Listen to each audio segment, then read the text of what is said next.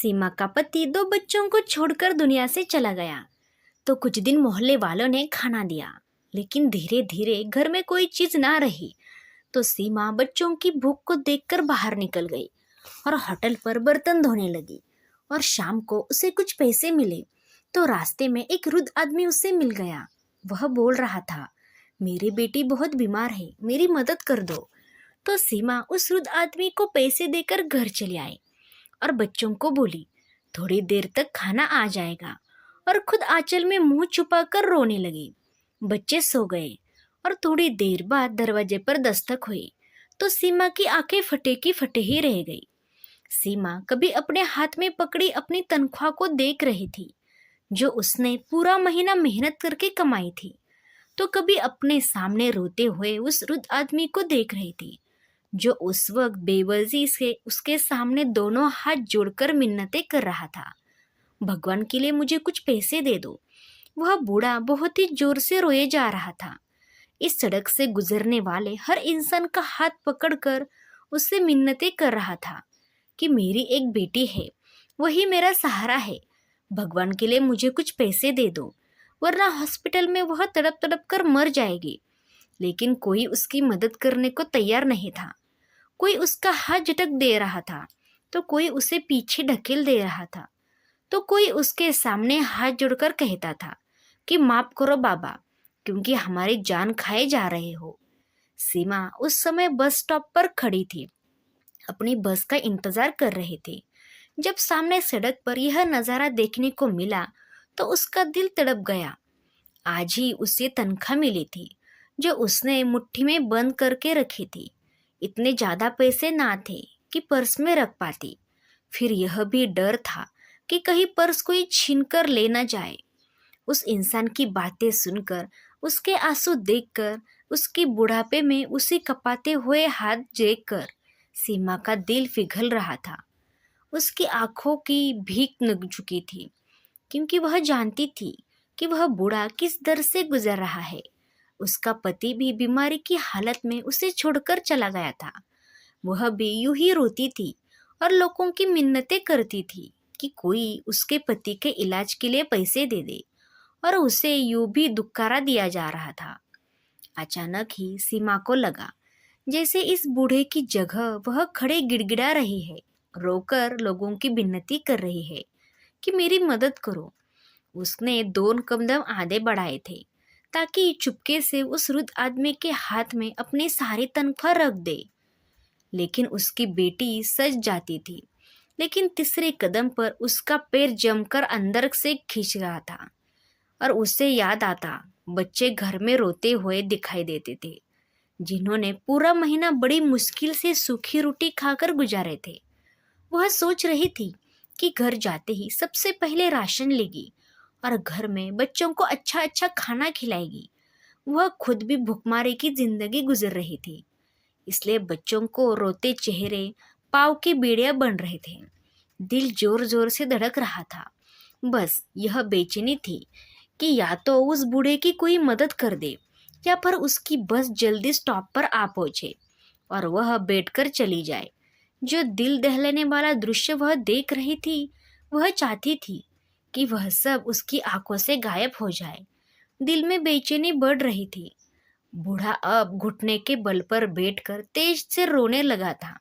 आसमान की तरफ देख रहा था कि इस दुनिया में तेरा कोई ऐसा भक्त नहीं जो मेरी मदद कर दे। तेरी दुनिया एहसास से हमदर्दी से बिल्कुल खाली है। अगर मैं खाली हाथ हॉस्पिटल गया तो मेरी बेटी बेबसी से मुझे देखकर कहने लगेगी कि वह जीना चाहती है। उसकी जिंदगी कुछ पैसों की मोहताज है। मैं उसे मरता हुआ नहीं देखना चाहता। हे भगवान, मेरी परीक्षा मत ले, यह नहीं दे सकता। सीमा को लगा उसका दिल फट जाएगा। वह फौरन उस बुढ़ाई की तरफ कदम बढ़ने लगी। तब उसे किसी ने चीज का ख्याल नहीं आया। ख्याल तो बस इस चीज का था कि उसके बच्चे बच जाए। वह फौरन रोड क्रॉस करते वृद्ध आदमी के पास पहुंच गई, अपनी तनख्वाह उसके हाथ में रख दी। उस इंसान ने एक नजर सीमा की तरफ देखा और दूसरी तरफ हाथ में पकड़े हुए हजारों की गड्डी के नोट देख रहा था। उस बूढ़े ने तो शुक्र भरी निगाह से सीमा की तरफ देखा, उसके सर पर हाथ रखा और कहने लगा, भगवान तुम्हारी सारी परेशानियां और सारी मुश्किलें दूर कर दे। बेटा, तूने रोते हुए बाप के आंसुओं को पोंछा है। देखना भगवान तेरे दिल में कैसा बदलाव देगा। वह रोते हुए सीमा को दुआएं दे रहा था। सीमा वहां से पलट गई, साथ ही उसकी बस भी आ चुकी थी। खामोशी से जाकर बस के अंदर बैठ गई। अब वह सोच रही थी कि घर जाकर बच्चों को क्या जवाब देगी, जो कई दिनों से इस उम्मीद पर थे कि माँ की तनख्वाह मिलेगी तो पेट भरकर खाना खाएंगे, और जब माँ का खाली हाथ देखेंगे तो क्या जवाब देंगी उन्हें, किस तरह से बहलाना जाएगी। 1 महीना और सब्र कर लो। फिर यह सोचने लगी कि इस महीने वह कैसे गुजारा करेगी। पैसों की शुक्ल तो फिर पूरे 1 महीने बाद उसे देखने को मिलेगी। अब तो मोहल्ले का दुकानदार भी उसे राशन देने से साफ इनकार कर रहा था।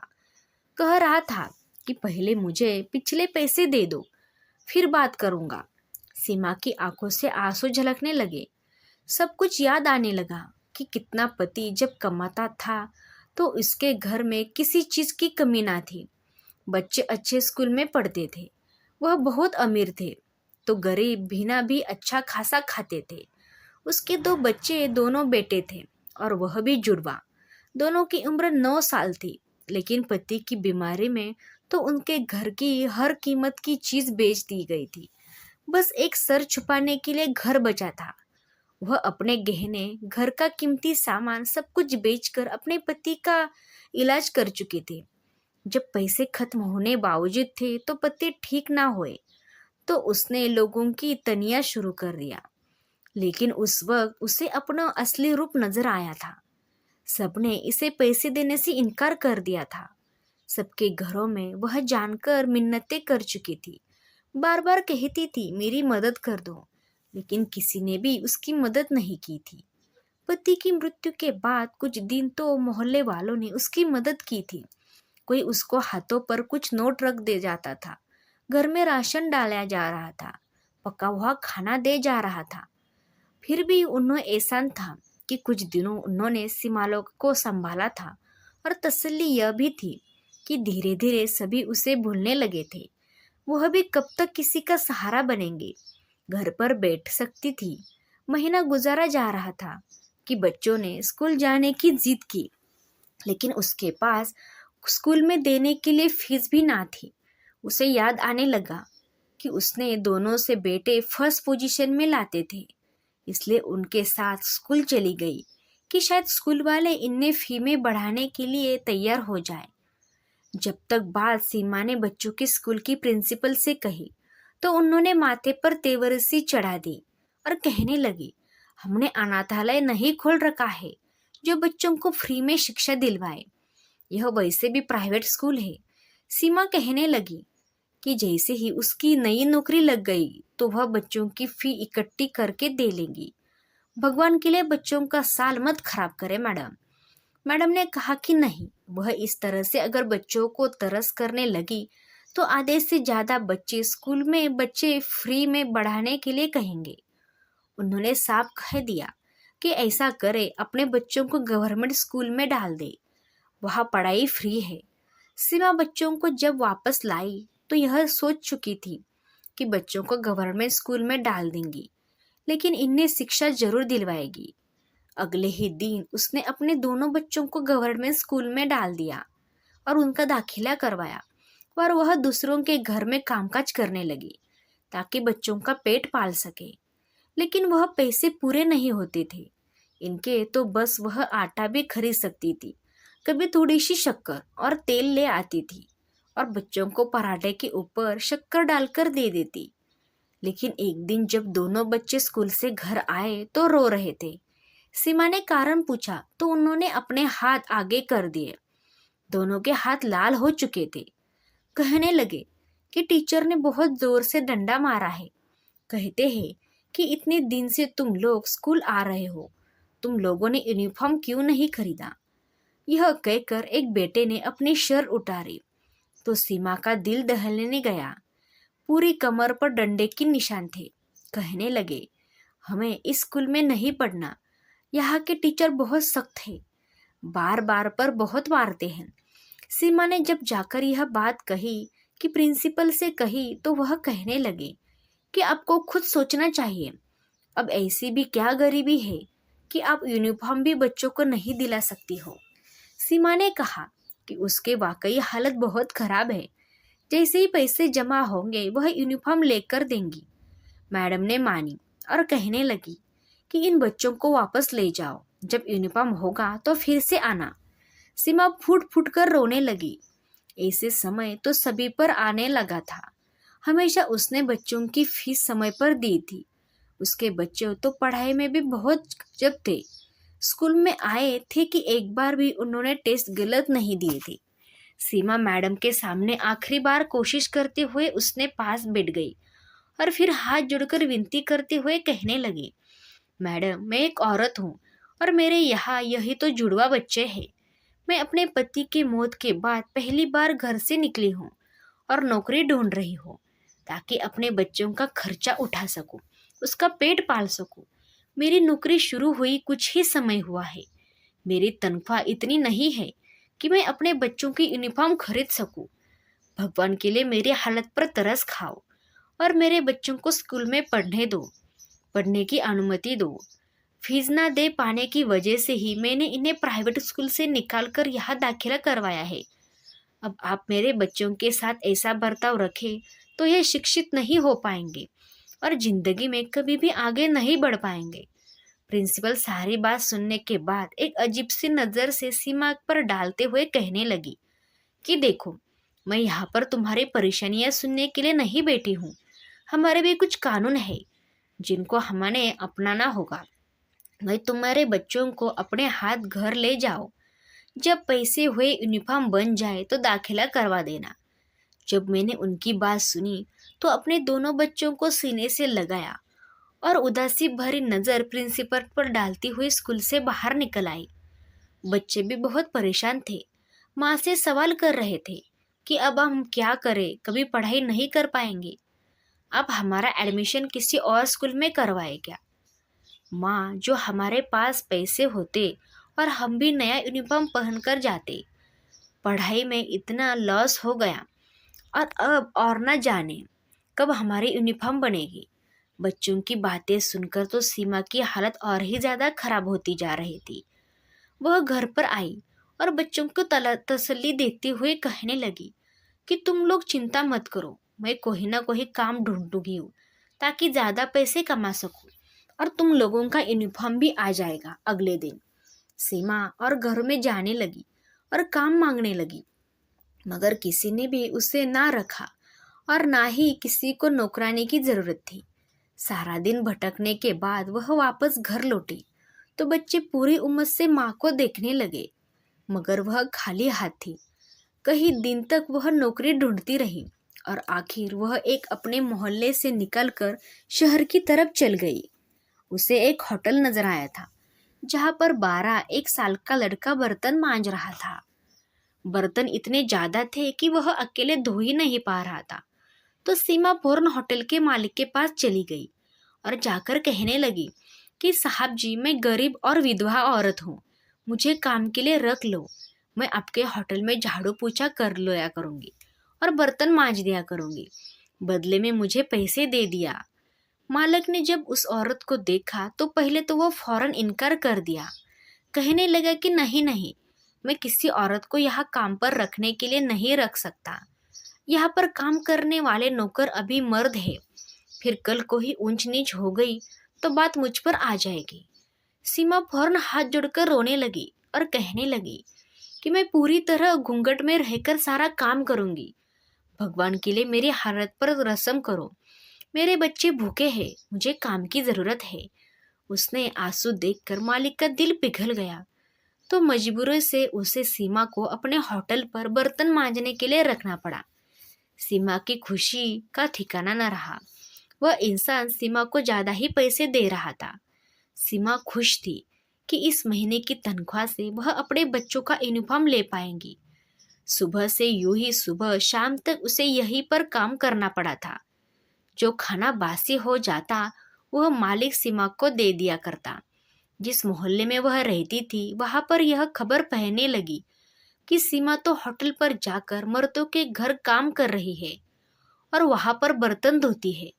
कई लोग बातें बनाने लगे और सीमा को भरा भरा बुरा कहने लगे।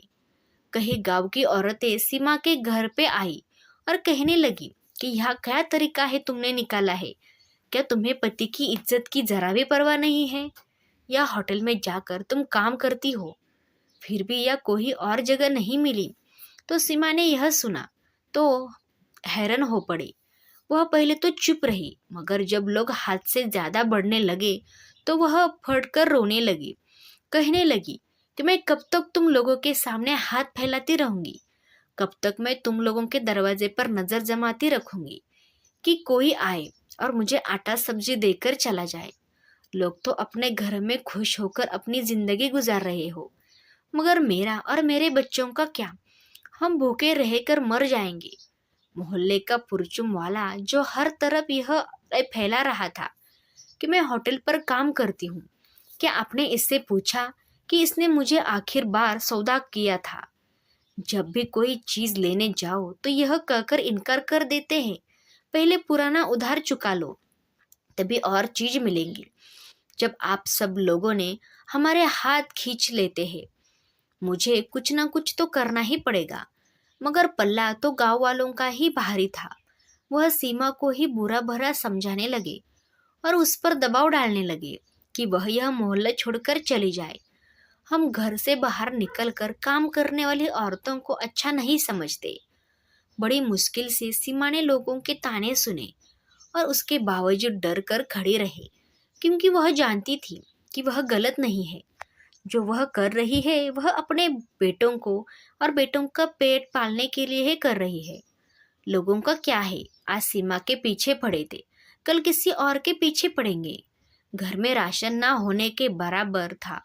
सिर्फ इतना ही आटा बचा था कि वह अगर उस दिन में एक वक्त खाना खाते तो यह बड़े मुश्किल से हफ्ते तक आटा इस्तेमाल हो सकता था। सीमा को फिक्र सताने लगी थी।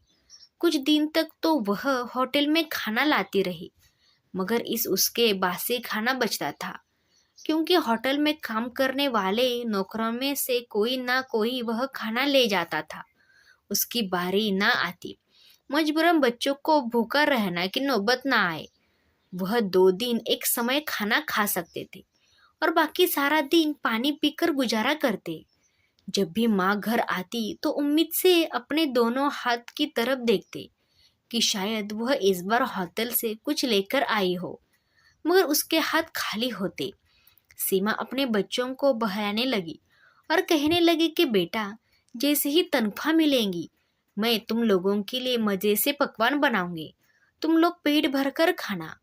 तो बच्चे ख्याली पुलाव सुनकर खर खुश हो जाते और उस वक्त का इंतजार करते रहते। हर रात यही सोचते कि आज माँ तो तनख्वाह मिलेगी। मैं इतने दिन बाकी हो रहे थे, वक्त गुजरने लगा, नाम ही नहीं ले रहा था। सारा दिन होटल पर काम करने सीमा थक जाती और उसका इंतजार थी सिर्फ तनख्वाह। जैसा वह एक महीना गुजर जाता और सीमा की तनख्वाह उसके हाथ पर आई थी, मालिक ने जब उसे तनख्वाह दी तो खुशी के उसके आंखों से आंसू आने लगे। वह मुस्कुराकर पैरों को देखने लगी। इन पैरों का इंतजार तो उसे ना जाने कितने हफ्तों से था। 1 घंटे उस 1 साल के बराबर लग रहा था।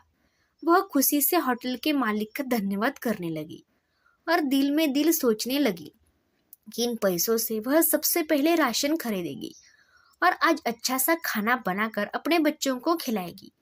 कितने दिनों से वह पेट भरकर खाना नहीं खाए थे, वही बाकी पैसे बचा कर रखेगी और इससे बच्चों के लिए यूनिफॉर्म लेगी ताकि वह स्कूल जा सके। उसके बच्चों के जूते कपड़े सभी तो खराब हो चुके थे। पति के इलाज ने तो घर में कुछ भी ना छोड़ा था। उसने अपने दहेज का सामान भी सेकंड हैंड कहकर बेच दिया था ताकि जो पैसे आए तो घर खर्च में चल सके। उस दिन होटल का काम खत्म करके सीमा घर जाने के लिए निकल रही थी। रोजाना बस पर आया जाया करती थी और आज भी वह सारी तनख्वाह एक वृद्ध आदमी को देकर बस गिर दी रही थी। एक झटके से रुकी तो सीमा की आंखें खुली की खुली रह गई और आंसू निकलकर गाल पर आए हुए गिर रहे थे। उसने फौरन साफ किया। उसका बस स्टॉप आ चुका था, जहां से आगे 10 मिनट पैदल चलकर उसका घर पहुंचने था। कदम तो भारी उसके कदम तो भारी हो चुके थे। समझ नहीं आ रहा था कि घर जाकर बच्चों को कैसे मिलाएगी। हाथ में तो 1 रुपया भी नहीं था। अगर बच्चे पूछेंगे तो वह कैसे उन्हें समझाएगी कि अब वह पैसे किसी वृद्ध आदमी को देकर आई है। वह सफर जो यह तेज तेज कदम उठाकर 7 मिनट में तय लेती थी, आज 20 मिनट लगा चुकी थी। खैर, घर के दरवाजे के बाहर पहुंचकर एक गहरी सांस ली और अपने भगवान से कहने लगी कि मेरी मदद करना, मुझे इतनी हिम्मत देना कि मैं अपने बच्चों के सामने जा सकूं। सीमा ने अपने आंसू साफ कर लिए और घर में दाखिला हो गई। दरवाजा खुलने की आवाज बच्चों ने सुनी तो दौड़कर बाहर आए। उनकी नजरें पहले माँ के चेहरे पर और फिर माँ के हाथ की तरफ थी। उन्हें तो पता था कि आज माँ की तनख्वाह मिलेगी और सीमा भी सुबह से उन्हें कह रही थी कि वह उसके लिए बहुत सी चीजें लेकर आएंगी और वह लोग पेट भरकर खाना खाएंगे। बच्चे ने माँ को खाली हाथ देखकर तो सवाल करने लगे कि माँ, क्या आज भी आपको तनख्वाह नहीं मिली? आप राशन नहीं लाए? यह बातें सुनकर सीमा फौरन मुस्कुराई, कहने लगी कि नहीं बेटा, मैंने कह दिया है, थोड़ी देर तक सारा खाना आ जाएगा और तुम लोग बैठकर आज सारा दिन क्या किया? इस तरह सीमा अपने बच्चों को बातों में उलझा चुकी थी। बेटों ने ओढ़ सूख चुके थे, कमजोरी से चेहरे पीले पड़ चुके थे, मगर इसके बावजूद खाने के इंतजार से तो जिन्हें उसे नई ताकत मिल चुकी थी। वह माँ को अपने सारे दिन के हाल बताने लगे। काफी देर हो चुकी थी, मगर अभी तक खाना नहीं आया था। बच्चे बार बार दरवाजे की तरफ देख रहे थे और बच्चे सीमा से कहने थे कि माँ, खाना कब तक आएगा, बहुत भूख लग रही है। सीमा उन्हें एक बार भी झूठ दिलासा दे रही जा रही थी। सीमा आंचल में मुंह छुपाए हुए रही थी। अब सारा महीना वह बच्चों को यूं ही खाने के लिए तरसा तरसा कर देखेंगी। इसके बच्चे खाने, इसके बच्चे पानी पीकर अपने पेट में उतने दर्द को कम करने की कोशिश में लगे थे। कमजोरी इतनी ज्यादा थी, फिर भी दोनों बच्चों माँ की गोद में सर रखे खाने का इंतजार कर रहे थे और सो गए। उस पर बच्चों का उतर रास्ता देखकर सीमा की सिसकियां निकली जा रही थी। उसने गहरी सांस ली और आसमान की तरफ देखा, ताकि तभी दरवाजे पर दस्तक हुई। इस वक्त उसने दरवाजे पर कौन आ सकता था। सीमा उठी और दरवाजे तक गई। जैसे ही दरवाजा खोला तो सामने वही रुद्र आत्मा खड़ी थी, जो वह बस स्टॉप पर सीमा को देखकर उसने चेहरे पर मुस्कुराहट आई थी और कहने लगे कि बेटी, मैं तुम्हें कब से ढूंढ रहा था। भगवान का शुक्र है कि तुम्हारा घर मुझे मिल गया। सीमा ने जब यह सुना तो वह फौरन उस बूढ़े को देखने लगी और घर में आने को कहा। वह वृद्ध आदमी घर में आया तो सीमा ने पानी का गिलास सामने किया। वह वृद्ध आदमी अपनी जेब से पैसे निकालकर सीमा के हाथ पर रखने लगे तो सीमा हैरत से उनकी तरफ देखने लगी। कहने लगी, यह पैसे आप वापस क्यों दे रहे हैं? इसके तो अपनी बेटनी का इलाज करवाना था। वह इंसान फौरन सीमा को दुआई देने लगा और कहने लगा, भगवान भला करे उस बड़े अफसर का जिसने आप इस्तेमाल का दौरा दिया था। जब उसने मेरी मासूम बच्ची को दर्द से तड़पता देखा तो उसका दिल पिघल गया। वह कहने लगा कि वह मेरी बच्ची और जैसी अस्पताल में दाखिल बच्चों का इलाज अपने खर्च पर करवाएगा। इस तरह जो तुमने पैसे दिए थे वह बच गए। तुम मुझे ज़रूरतमंद लग रही थी बेटी, इसलिए मैं तुम्हें ढूंढता ढूंढता यहाँ तक वापस आ गया। सीमा ने जब यह सुना तो उसकी आंखों में आंसू आ गए। बूढ़ा पैसे देकर वहां से चला गया और सीमा इन पैसों को वापस अपने पास देखकर रोने लगी थी। इस तरह सभी परेशानियों का हल जाता है। समय सोच रही थी, नहीं सकती। वह इतनी बड़ी परीक्षा पर पूरी उतरी थी। वह फौरन घर से बाहर निकल गई और राशन लेकर आई। उसने खाना बनाना शुरू किया तो अच्छे पकवान की खुशबू गूंजकर बच्ची की नींद उड़ गई। माँ की खुशी का खाना माँ खुशी खुशी खाते देखकर तो उसकी उनकी आंखों में खुशी का ठिकाना नहीं रहा था। कुछ देर बाद तीनों ने पेट भरकर खाना खाया था और सीमा भगवान का धन्यवाद कर रही थी। यह उसकी परीक्षा थी जिसमें वह पूरी उतर चुकी थी और भगवान की तरफ से उसे आशीर्वाद मिल चुका था। कुछ ही हफ्ते बाद होटल की बावर्ची का काम छोड़कर चला गया तो मालिक ने सीमा से खाना बनाने को कहा। सीमा का खाना इतना स्वादिष्ट था कि मालिक उसी से ही खाना बनवाने लगा और सीमा बंद कमरे में रहकर खाना बनाने लगी और उसकी तनख्वाह भी बढ़ गई थी। यह सीमा की परीक्षा के दिन थे जो भगवान उससे ले रहा था और सीमा इस परीक्षा में पास हो गई थी तो भगवान उसके लिए खुशी के सारे दरवाजे खोल दिए थे। तो दोस्तों, कैसे लगी आपको मेरी कहानी? अगर कहानी अच्छी लगी तो प्लीज़ इसे लाइक करिएगा, शेयर करिएगा और अपनी राय कमेंट बॉक्स में ज़रूर दीजिएगा और मेरी अच्छी अच्छी